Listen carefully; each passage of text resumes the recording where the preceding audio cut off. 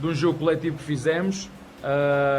Tivemos o Estevão ao seu melhor nível, em 2, 3 finalizações fez dois grandes golos, podia ter feito outro, aliás, mas é isso, vocês gostam muito de falar da parte individual.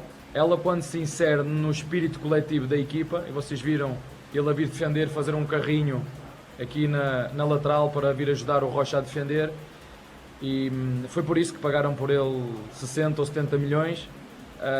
É o que diz o Guardiola, não é? Eu sou tão bom quanto bons são os jogadores que eu tenho comigo, e portanto eu também sou um felizardo por poder ter o Estevão e desfrutar dele, como já disse várias vezes, até meio do ano, e depois, quem sabe, num lado qualquer, se tiver a oportunidade de poder ser treinador dele. Uma semana atrás, onde vocês todos criticavam o elenco, o que é que mudou? Vocês veem alguns dos jogadores contratados a jogar? O Vitor Roque está a jogar, o Paulinho está a jogar. Vocês têm uma força muito grande e a comunicação tem uma força muito grande. E uma mentira dita muitas vezes passa a ser verdade. Vocês nunca me viram a mim a dizer que nós estávamos a fazer o mau paulista. O que vocês têm que reconhecer é que quer o São Bernardo, quer o Ponte Preta, fizeram uma competição absurda. Eu nunca vi ninguém valorizar os nossos rivais, os nossos concorrentes. Preferiram desvalorizar aquilo que se faz dentro da academia. Preferiram desvalorizar aquilo que o treinador disse. Sabemos onde é que estamos, sabemos para onde queremos ir, mas eu já disse aos nossos torcedores para não se deixarem influenciar nem pelos mídia, nem pelos influenciadores. Mais do que nunca temos que estar unidos. Vou voltar a repetir.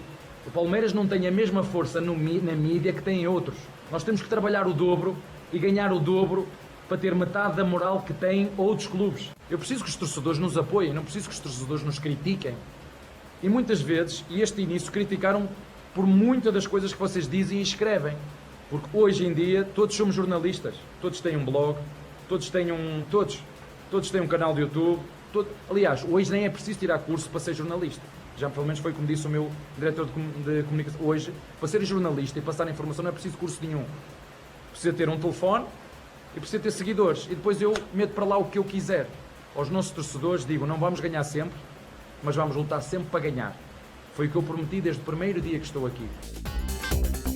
Bom, vamos lá. Então, aí a gente precisa contextualizar com um pouco mais de calma. E eu não vou estar aqui, ele ia estar vestindo a carapuça. Bom, cada um que pense o que quiser. Eu tenho sido um crítico mais veemente do Abel.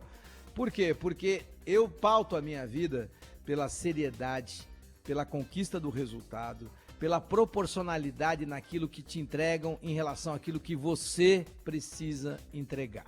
Eu fui muito, mas muito elogioso em relação ao trabalho do Abel ao longo de 3 anos seguidos. Foram puros elogios, jamais críticas. Adorei a maneira como ele chegou, entendi perfeitamente quando ele era reativo no início da sua jornada no Palmeiras. Valorizei sobremaneira o seu trabalho, a sua capacidade de gestão, a sua verbalização, capacidade de integração, capacidade de entender como é que ele precisaria trabalhar no Brasil para poder permanecer da maneira como ele está permanecendo. E foi assim que eu permaneci ao longo de 3 anos só elogiando o Abel. Quando o Abel muda e com ele mudam também os resultados, eu mudo, porque eu não tenho compromisso de estar elogiando quem quer que seja o tempo inteiro. Eu não tenho amigos dentro do futebol, eu não tenho paixões dentro do futebol. Eu tenho aquilo que é o meu norte, e o meu norte é pautar todas as minhas colocações dentro da maior seriedade possível, dentro da maior ética possível, dentro daquilo que eu entendo ser a maior lealdade possível. Por quê?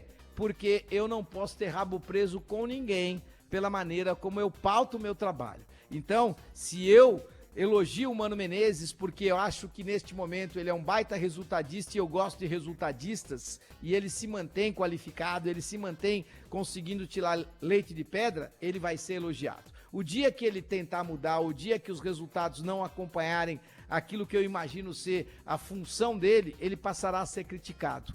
Da mesma maneira eu farei com o Thiago Carpini, da mesma maneira eu poderei mudar a minha filosofia em relação ao Fernando Diniz, se o Fernando Diniz mudar como profissional. Agora, se as coisas continuam da mesma maneira e se as coisas continuam a se mostrar da maneira como estão sendo apresentadas e eu fundamento bem, e eu não tenho falsa modéstia nenhuma, eu fundamento bem as minhas posições, eu não vou mudar de opinião em relação ao Abel. Por quê? Porque o Abel, ele não dá entrevista realmente para ninguém, porque ele não quer ser combatido, ele não quer ter a réplica, ele vai e fala o que quiser ali na entrevista coletiva e ninguém contrapõe, porque o jornalista que lá está só pode fazer uma pergunta e o microfone lhe é tirado depois da pergunta que ele faz. Então ele não tem o poder da réplica e muito menos da tréplica. Ninguém pode chegar depois de uma resposta como esta dada pelo Abel para dizer que sim, o Facundo Torres foi contratado e está jogando, e por acaso não é nada de especial, custou 85 milhões de reais, ou seja, o Corinthians pode pagar 70 milhões pelo Thales Magno, que na minha opinião joga muito mais do que ele. O Palmeiras está contando com o Emiliano Martinez, que também chegou e custou bastante e já está jogando sim. Da mesma maneira que o Mikael na zaga também está fazendo a diferença e também foi contratado. Da mesma maneira que o Palmeiras gastou 235 milhões de reais e foi o time que mais contratou neste início de jornada e mais 150 milhões agora pelo Vitor Roque. Ou seja, você tem 385 milhões de reais gastos pelo time do Palmeiras e ainda fico ouvindo o Abel com as suas lamúrias, em algum momento com as suas lamentações, tentando induzir ao torcedor palmeirense que quem está deste lado no microfone não quer o bem do Palmeiras. Muito pelo contrário.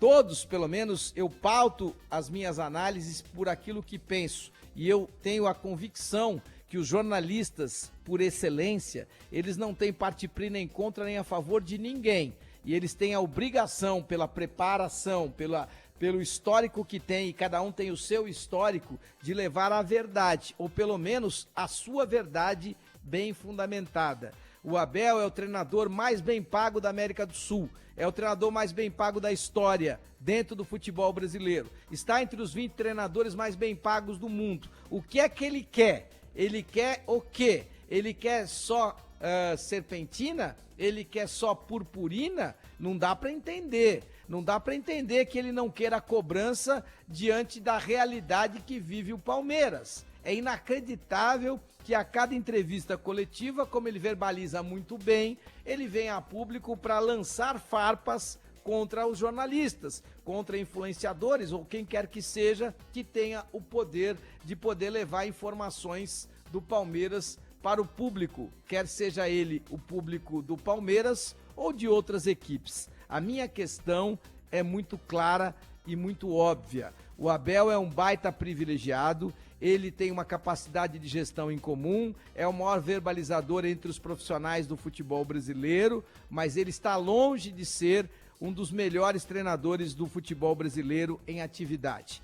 É fraco na ideia de encontrar modelos diferentes. É fraco na ideia de encontrar alternativas diferentes para jogar de maneiras importantes e diferentes contra adversários diferentes que nem sempre jogarão da maneira que ele gostaria que estes adversários pudessem jogar. Vou até aproveitar o